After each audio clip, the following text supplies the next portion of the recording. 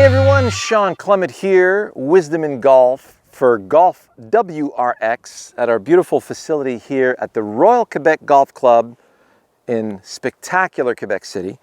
And today we're talking about an update as to what we did on Monday. We talked about how, of course, it's more accurate to allow the hips to turn in the golf swing versus not letting the hips turn, and it is exactly the same in the short game.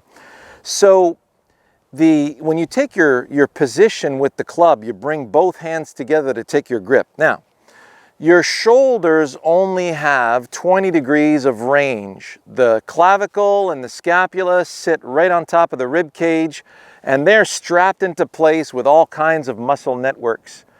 And this is basically the extent of the range of motion individually. Now, when you bring both hands together on the club to take the grip, now your hands are handcuffed in front. You got about a 5-degree buffer zone. That's it. So if I'm doing a chip shot, notice if I don't let my hips turn, my rib cage freezes in position.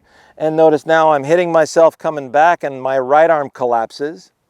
Hinge and hold, I'm not a fan of, because you have to force the arm to fold and hinge if you don't move the lower body. But if you move the lower body, you don't have this problem. I'm going to show you how a simple sledgehammer drill is going to fix your chips and your long putts forever, okay? So I don't want my left arm to hit me coming back, and I don't want my right arm to hit me coming through. So you notice all the players on tour allow that rib cage to turn and the hips to turn toward the target. What about the backswing? It's the same thing. If you don't turn this in the backswing, your left arm collapses, and then boom, there's your right arm folds and your wrist hinge. And now, instead of having a nice wide angle of low, shallow angle of attack to cut the grass in that direction, now it's forced to fold and hinge, and now the momentum is moving way too far downwards. If you're on Bermuda grass and you're against the grain, forget about it. That's chili dip in the making. So if you look at a sledgehammer, get my little 6-pound sledgehammer, and I'm going to get set up right here. I'm going to let the sledgehammer hang below my shoulders, and I'm just going to let it swing. I'm going to let it rock back and forth. So notice at one point, if I don't move my rib cage, the arms have to collapse. But for the arms to stay extended, I have to move. Let the left arm move towards you, let the right arm move away from you. Notice now that sledgehammer is swinging beautifully in front of my feet, and I'm completely not afraid of getting hit. Now, if my left arm hits my rib cage and the sledgehammer comes behind me, now I'm just going to ding myself in the ankle. That's not going to be much fun.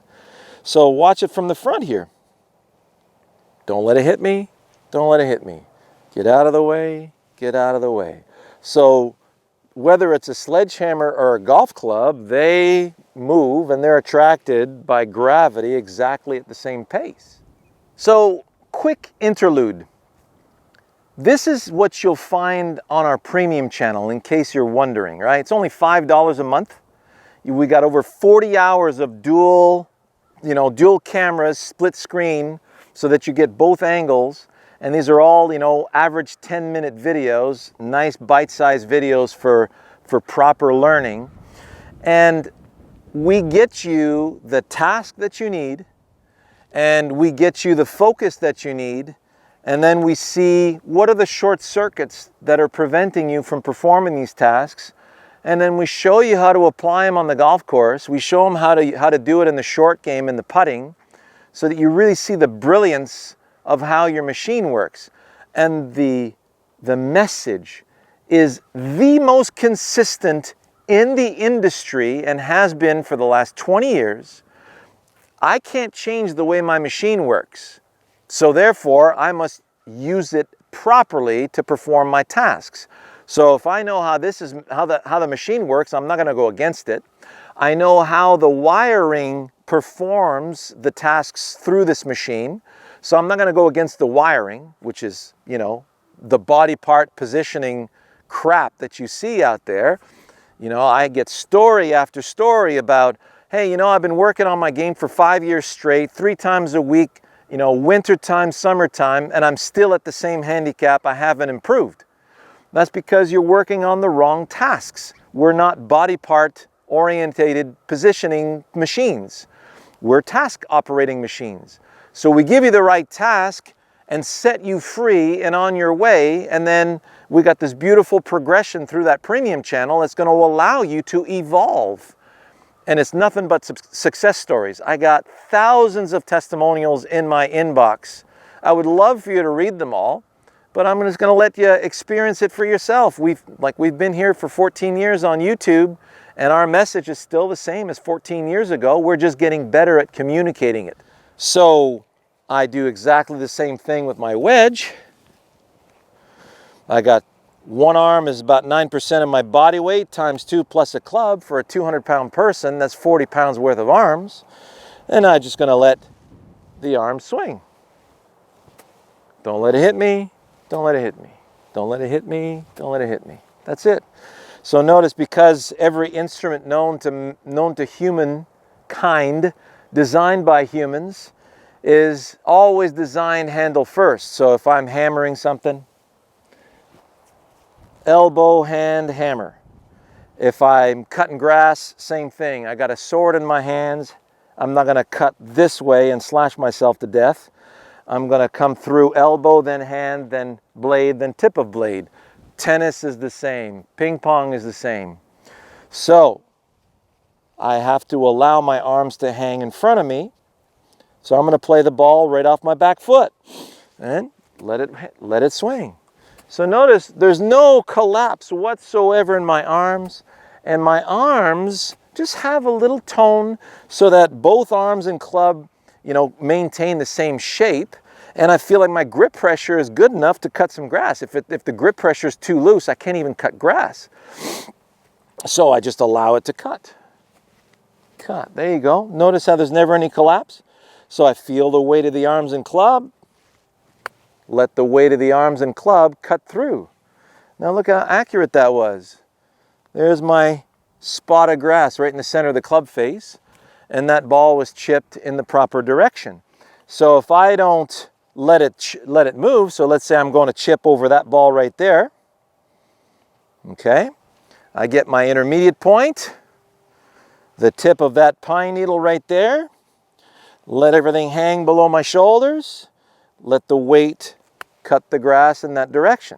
And look at how beautiful that direction is. So I never have to worry about placing the club. All I have to do is let the weight of my arms and club cut the grass in that direction. That's it.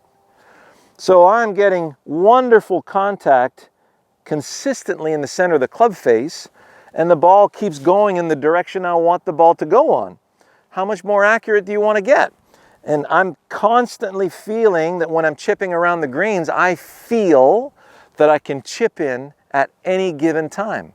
Because when I'm using momentum, I'm using the weight of my arms.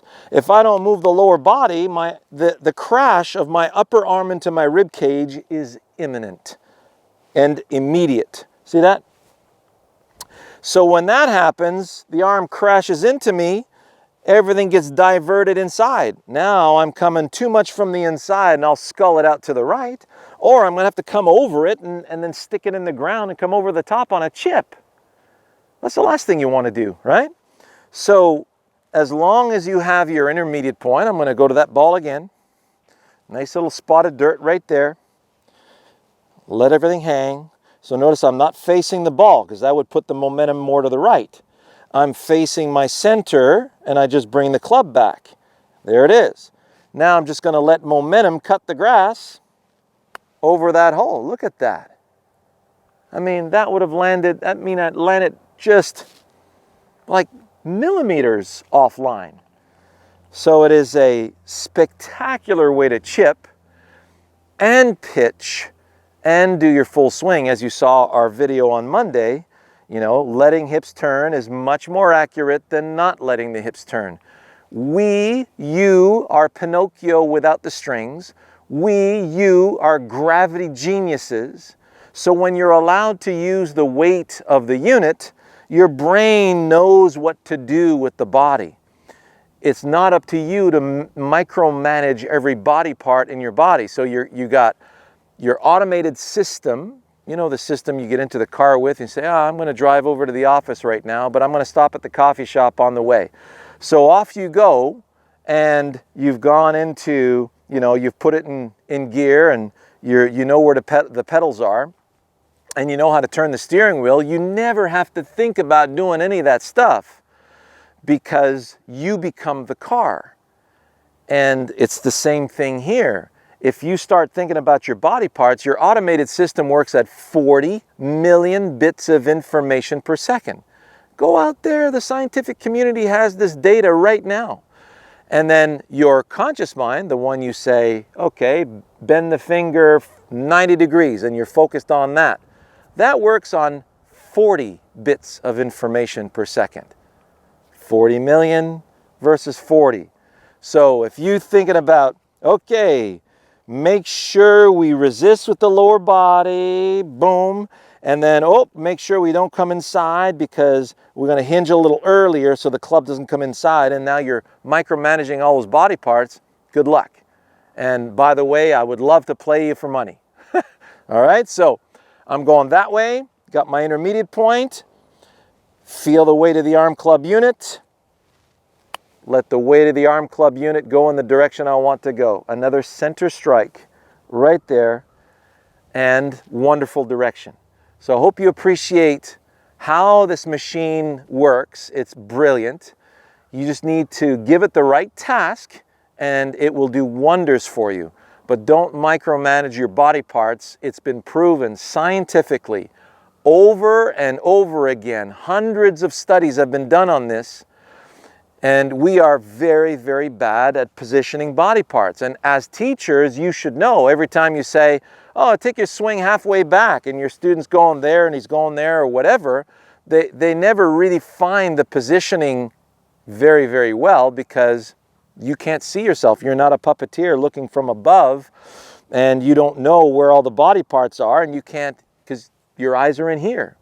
So the good Lord gave you this incredible machine, this self-preserving system, and all you got to do is say, hey, the grass whip, I just need to cut a dandelion stem in that direction. The dandelion, I see the stem, I let momentum cut the stem in that direction. And that's it. Machine is taking care of all of the body parts for you to enjoy your task. All the best.